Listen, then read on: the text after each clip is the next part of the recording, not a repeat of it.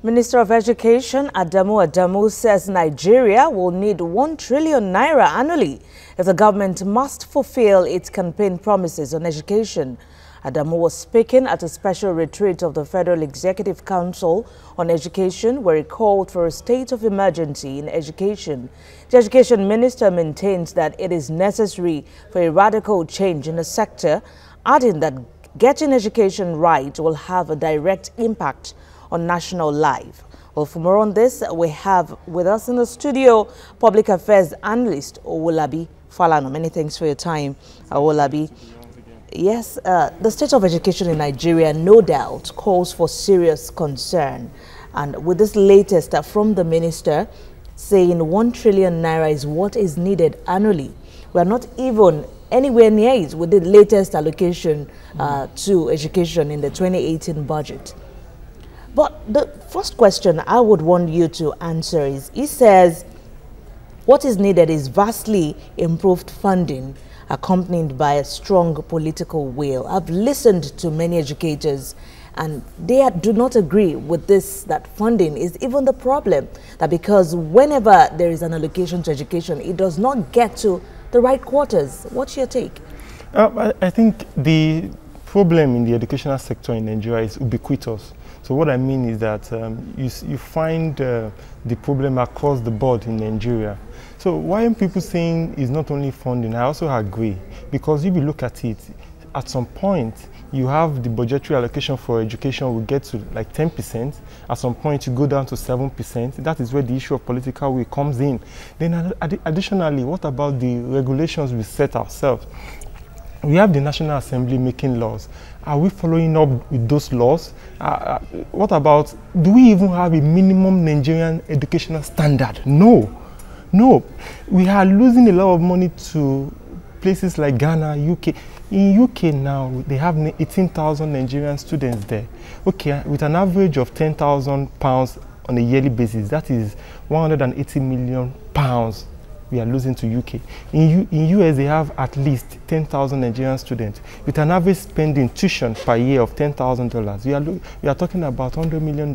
You know, that is close to 40 billion naira on a yearly basis. So we have to look at the regulations. Do we even have a minimum standard? Because Nigerian certificates are getting untenable in all other places of the world. So apart from funding or political will, what about the regulatory aspect of it? So we exactly. also I'm happy you're talking about standard here, because if we're going to look at, yes, with an estimated 13.2 million children out of school at the moment, yes, coupled with the fact that we have unqualified teachers, we have illiteracy, the high illiteracy level in the education system. But let's look at the issue of competency. It's already gaining grounds, or most talked about controversial issue, especially with the one in Kaduna.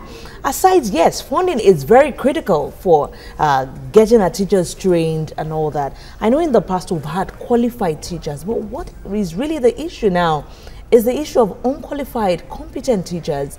Would you support the move by the Kaduna State Governor? Yes, I will support the move by Kaduna State Governor, because that's where the issue of political will comes in. The claim, in quotes, that the former governor actually employed people who are his surrogates or political party members and all that, just give them the employment, you know, in marks, just to be in the state teaching service. So that's where the issue of regulation comes in. Let us have a policy, a national policy, that for you to be a teacher, you must have passed through a particular school, and you must have... used to be. Which used the to NCE be. But that we had. It's not, we are not following up with it. So that's where the issue of regulation comes in. Then you must have at least once in 3 years or once in 3 years a specific examination that will, you undergo, so that when you pass through those stages, you will know that yes, this job I have at hand is a serious task.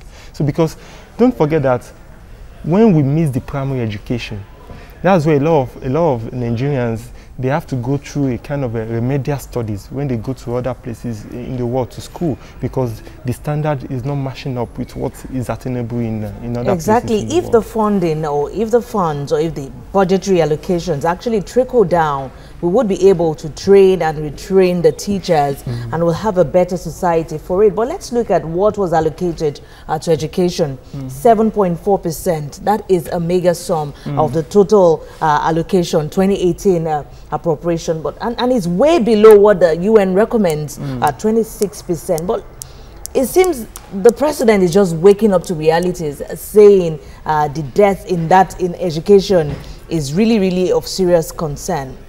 Don't you think it's way too late for him to be thinking in that manner and also calling for a state of emergency in education? But he is even not, his statement is even not matching up with the actions, because 605 billion representing 7.something% for the budget in 2018, for example, is not even up to the budget of Harvard and MIT combined, 2 universities, and that is the budget of the whole federal government institutions, including overheads, recurrent and capital expenditures. So, but another thing I'm looking at is that, okay, let's admit that the government cannot finance all the schools at the same time. Why don't we have corporate governance in those schools? Let those universities have at least a degree of autonomy, so that they will be able to generate funds and also do things that it will not necessarily affect the school fees payments structure that currently exists. What about our curriculum? Are we looking into that direction? I just shared with you that we are losing not less than $100 million to the United States in terms of people who are leaving Nigeria to go and study in US, abroad, in UK, even Ghana here. What about if we actually work on our regulatory framework, curriculum, because our curriculum is not even in line with the next economy, because what we have now is what is obtainable in the 70s, and we are producing graduates who are not fit for the current situation, I mean the ecosystem, to actually push Nigeria forward. So if you look at those critical things, you will discover that a lot of people will have their kids' school here. We have more money from that. We have more people who invest in the private investors. We have more, we will tax them, get more money from that.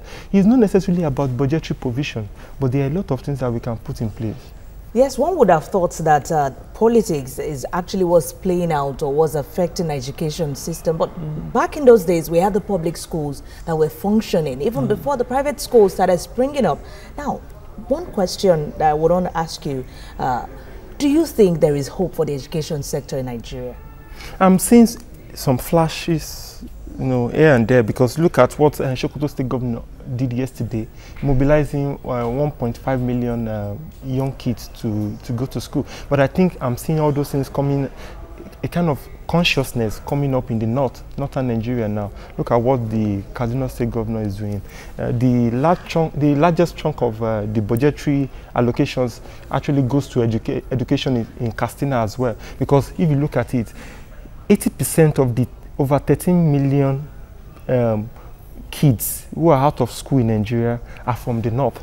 So if we actually settle that aspect of it, like getting more northern kids, northern people back to school, then looking at the payment structure. I'm talking about the motivation for teachers. It's very important, because 18,000 minimum wage cannot actually take you home. If you look at the curriculum as well, the regulatory aspect of it. What about infrastructure? How many schools have laboratories, functional ones? How many research centers do we have? Are they functioning? So if you look at all those things, you will see that we have hope. And budgetary provision. Budgetary provision should not depend solely on government income. What about taxing more of these private schools? Even the private schools, are we regulating them? What is the minimum standard for setting up private schools in Nigeria? So we need to look into all that. Then I think there is hope. All right, there is hope. I'm happy to hear that from you. We have to leave it at that. Owolabi Falana, Public Affairs Analyst, thank you for coming on the news. It's my pleasure once again.